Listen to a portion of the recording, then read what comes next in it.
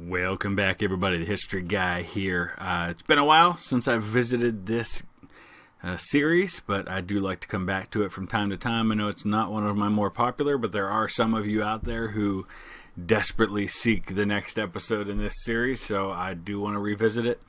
This is Europa Universalis 4. It is the extended timeline mod. I am the custom nation of Ohio, with a little bit of western Pennsylvania, some of Delaware, southern New Jersey, and of course a piece of that state up north that I conquered in the last episode. And it is the year 156 over in Europe. Rome still reigns supreme, but here in what would become known as the New World, I'm looking to carve out a nice chunk of land for myself in plenty of time before those powers start settling this way. So I'm just looking right now at the screen where I can develop the various provinces just to see what the levels look like. And as you can see, my newly conquered territory is by far my least developed. However, right now I'm saving that money, or I'm saving those points that I could spend on development, because I want to spend them on technology, which I've now actually fallen slightly behind on in terms of the timeline. I'm no longer ahead, so we're going to go ahead and let that start playing out. We got a bountiful harvest, gained 14 ducats. That's fantastic. Not really, not all that exciting. I have 500 now. I've been saving up my money. There's not a lot for me to spend it on at the moment. Keeping an army that's mostly maintained. In fact, I can just max out the maintenance on my army right now and still have a nice balance in my favor. So there's not a lot going on just at the moment. The next thing, of course, that we're dealing with is waiting on that technology. It looks like in about 4 years I'll have that. So I'll come back if anything of note happens. Alright, so it is September of 158, and I just now got enough diplomatic points to be able to go ahead and invest in my next level of diplomatic technology. Once again, gives me a boost to trade efficiency and a decrease in yearly corruption. I don't have a navy, so that's not really a concern. And of course, next it'll be administrative technology. And it looks like I will be able to build a glorious monument, which will reduce local unrest, which isn't really a huge problem right now. In fact, only in my recently conquered territory is that any kind of an issue, and it's not a very big one there. So, just kind of looking ahead, there's not a lot going on here. The classical age is about to come to an end in the next 10 years. So we're going to be hitting the migration age, it looks like. So, oh no, late classical. Okay, late classical age, awesome. So next we will hit the migration age. Doesn't really affect me all that much right now, not a big deal. Alright, February 160, we've got a choice to make about election. My Republican tradition's down to 84, so I want to let that go up a little bit, which means we're going to go ahead and choose a new candidate. And I think I will go with the diplomat candidate. I want to drive up that diplomatic technology so I can gain some more points in that department that I can spend to right back into my infrastructure. That's really my goal here right now. Is all these early years is all about building up that infrastructure, watching for an opportunity to expand without gaining the ire of too much of my neighbors. Still looking at August of 161 before we get that next administrative technology bonus. But in the meantime, let's go ahead and take a look at boosts that we can make. What's going on here? We got a rebel uprising. Where? Potawatomi separatists. Oh, this is not acceptable behavior. Where's that going to be happening?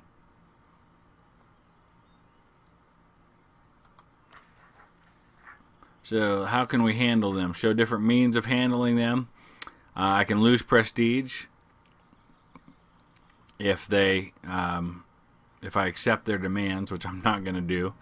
I can use harsh treatment, which of course means spending military power, which I have available to me. But of course that I think is going to actually make it long-term more of an issue. So it solves the immediate concern.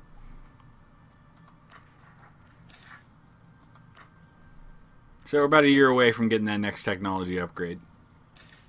Alright, it's August of 161, and we're going to go ahead and do our next level of technology. We can now build glorious monuments, which mean very little to me. I'm thinking I'd rather have the money right now. That's the only thing I can build. If it gave me other benefits like prestige or something, I'd probably go ahead and do it, but there's not a lot to be gained by it, so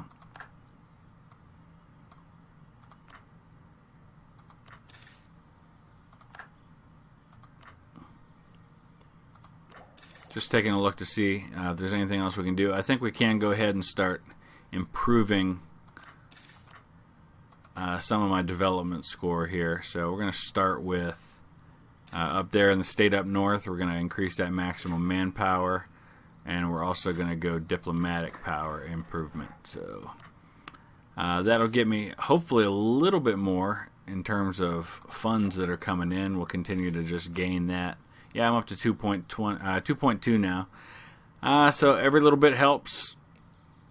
And I can, of course, continue to build up my military as I improve that infrastructure. It allows me to be able to handle more. Gain prestige, yes.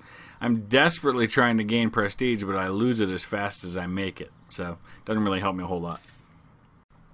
February 164, time to elect a candidate once again. We're going to go ahead and stick with who we have. Going to lose 10 Republican tradition, but we gain a little bit here and there because of that by keep sticking with the same person. So looks like we got enough diplomatic technology points to spend somewhere. So we'll go ahead and spend that up in the state up north as well.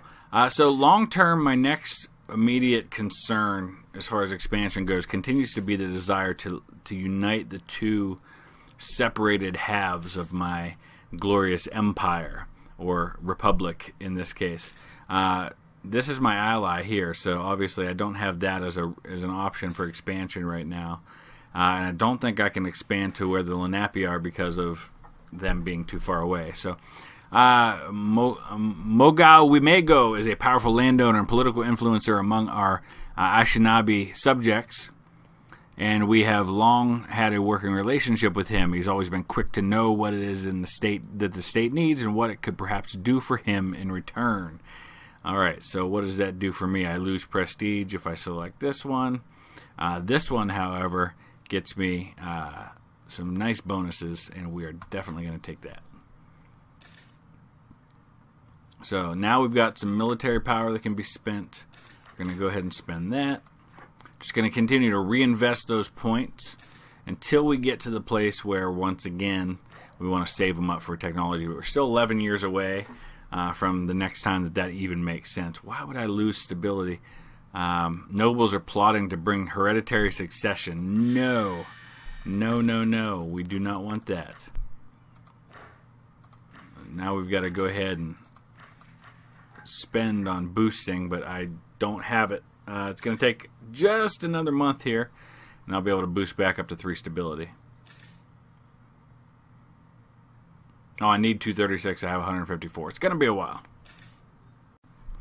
So I'm thinking, for lack of a better option, we are going to look south to what would be West Virginia in the modern world. Their culture already kind of matches up with mine, so it seems like a natural place to build a spy network and start plotting to go to war. So we're going to go ahead and move the military down here to Ohio. Let's see who it is that they are allied with, if anyone. Yeah, they're allied with the Mohican. And where are they? Classical age is ending in 3 years. Excellent. Don't care. So wherever the Mohican are, they're not close. So probably not a real big concern for me. Okay, they're up here, Mississippi. Okay, so here we've got a choice. Gain 1 base tax, lose the ducats. Definitely go that route. I've got the cash to spare for sure. Alright, so while we continue to build the spy network, which right now is at what? It's up to 14. And I think we'll need to be over 20, 25 or so to be able to declare war, or to make that claim on the territory that gives us a reason to declare war. So it's going to be a little bit of time yet. Alright, just like that, it's time for presidential election once again. It's February 168. And we're going to go ahead and swap over to the bureaucrat candidate for the time being. Let's take a look here where things stand. Alright, we're ready to fabricate a claim. Yes, sir. There we go. Alright, they're not going to be happy with me, but it's time. It is time to declare war. Our allies will not join us.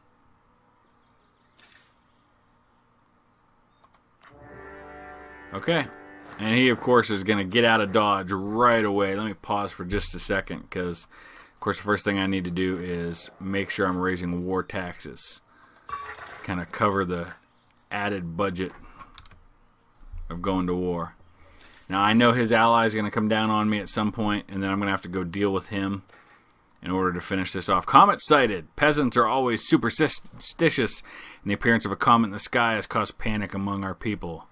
No matter what I choose, I lose stability. So, if only we had comet sense, I'll go with the really bad pun in this case. Alright, so there he is. He retreated out of here and he went over to take the real easy territories to take. Of course, now I've taken his, so now we've got to go up and try to catch up with his army, but he's going to run like the chicken that he is. There, I caught up with him. And I almost lost. What is the deal with that? Alright, we got to go over and catch up with his other army. Alright, it is now the late classical age. And we won that fight. Now we got to go down here once again, take my other territories back, play the game, as I often do, and then hope that it's enough to win this war without having to go conquer his allies' territory. We're at 59%. I don't know that that's enough, but let's take a look. Full annexation, peace officer is 148. I wonder if we remove the money as an obstacle and just say we just want to annex you. That's all. You don't have to pay me anything. No, I guess not. So we're going to have to continue this fight for a while. So we'll go over and kick his army's butt one more time. And then we'll go deal with his ally. Of course, that's going to put me right on the border of two little more powerful nations. We've got the Cherokee down here and the Iroquois up here. There's a reason you've heard of those ones, because they are a little more powerful. Oh, darn him.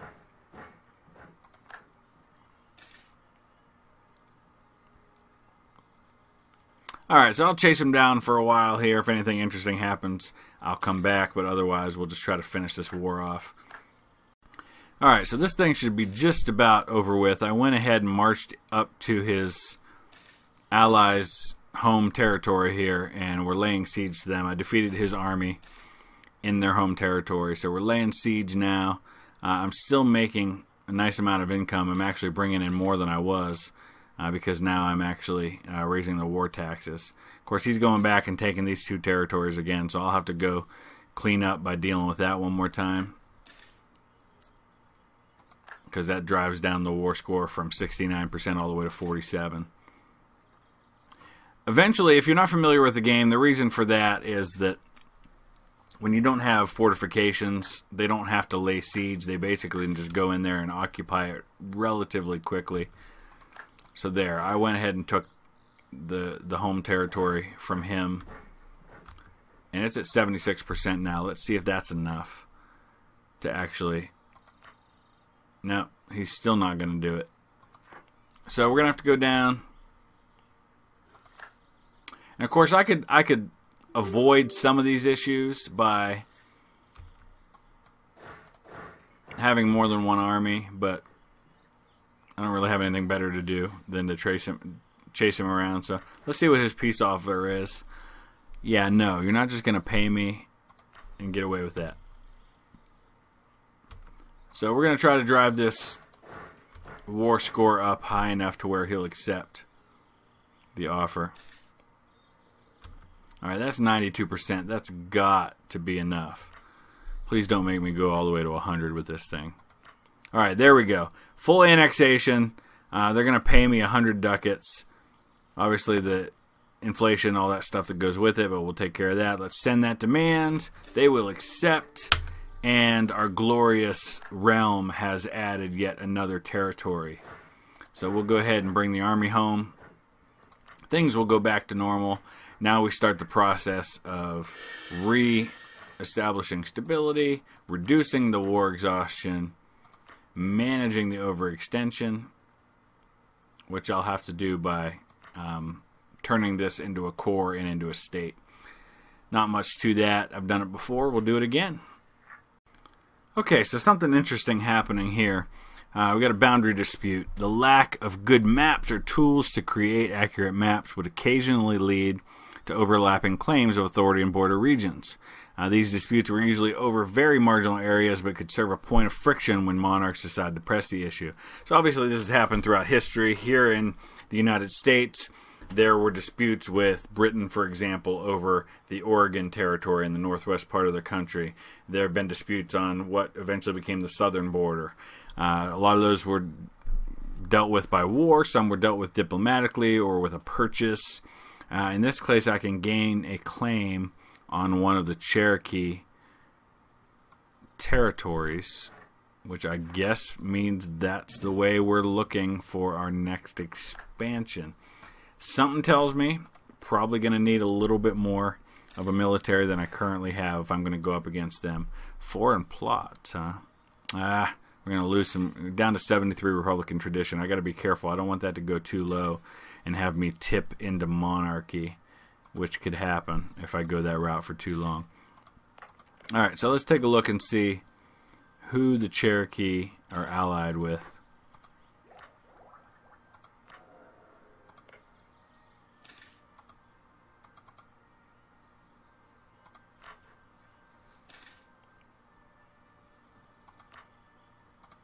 Not too many people are happy with me, so I should probably do something about that. I'm just thinking that maybe it's time to use some of my diplomats who are sitting around to maybe try to improve some of my relations with some of my neighbors. Ooh, a new alliance. Hey, no, you know what? Can only have... Well, you know, here's a solution, because I can offer them an alliance. I can drop my alliance with this country here, the Powhatan, so I can expand there. Okay, trust your neighbor. Ohio gets honest administration. Very nice. Very cool. Appreciate being an honest administration.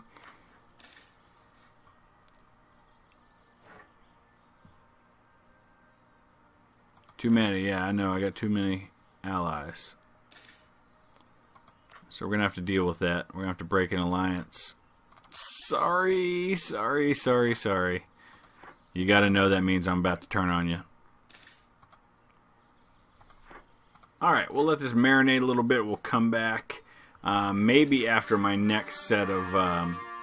there, we finished that core. Now we can make Kanawha a state, which is kind of the natural next step. The Iroquois have just put a claim on Allegheny. So this is where it gets kind of interesting, because I've got a claim on the Cherokee down here. I just broke an alliance with the Powhatan, and now the Iroquois are putting a claim on me. So I'm kind of a little nervous about 3 potential neighbors that could have reason to go to war with me. So I'm going to have to think about growing my army, but I also have to think about the fact that it's just about time to level up again. So it's happening a little more quickly now. Okay, so it is July of 175. And we're building another unit of clubmen. 13 right now is my force limit, so I can't go any higher than that without suffering some penalties. We're going to go ahead and make this next territory a state so that all of my territories will continue to be states. I'm a little nervous for now about... And now, of course, we have to make that into a core. A little nervous about going to war with anybody because I'm concerned somebody may declare war on me. In the meantime, next diplomatic technology is available to me, and we're about to hit our next military technology as well. So that's coming in a couple of months, so that'll happen before we know it. All right, definitely with the Republican tradition where it is, need to go the route of a new candidate. We're going to go back to administrative power. I'm going to keep that other army right there for now, just to kind of give me a little more flexibility. And then we're just going to kind of sit back and wait and nervously hope that nobody else wants to go to war with me right now. I'm going to look at the Powhatan for just a second. See who they're allied with. Because I'm improving their opinion of me, the Creek and the Ottawa. I don't think I want to go to war with somebody that's got 2 allies.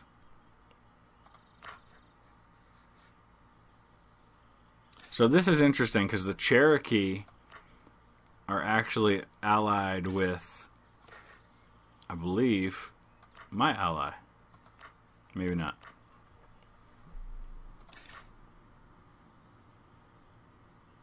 No, I'm allied with the Shawnee. So, alright, so the Cherokee may be the way to go here.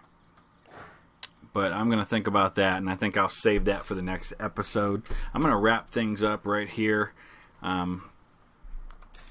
after we level up military technology. And I'm just going to... We're going to keep switching. I'm going to open it up to you once again. Those of you that are watching, I know that you're interested, you're curious, and you kind of want to have a say in this, so I'd love to hear it. What do you think I should do next? Should I go to war with the Cherokee, take them out so I have one less big threat, although then I probably have the Creek to deal with down here? Do I try to expand through these two so I can get one step closer to uniting my two sides? Or do you think another option is the way to go? Should I stay at peace for now? So let's take a look real quick here. No good options with the border friction. I could tick off the Cherokee and get one step closer to war. I could give up my claim on Tutelo, which I guess would probably relieve the pressure there a little bit. I'm going to give up the diplomatic power for now, rather than choose one of those other options. But I'm going to stop right there. It's September of 177. As always, I welcome your input, your comments, your observations. Check out some of my other videos. If you want to see more of this, hit that thumbs up for me. If you don't have to hit the thumbs down. Just ignore it altogether. You're probably not even watching this if that's the case. But anyway, thanks for watching, and we'll see you again real soon.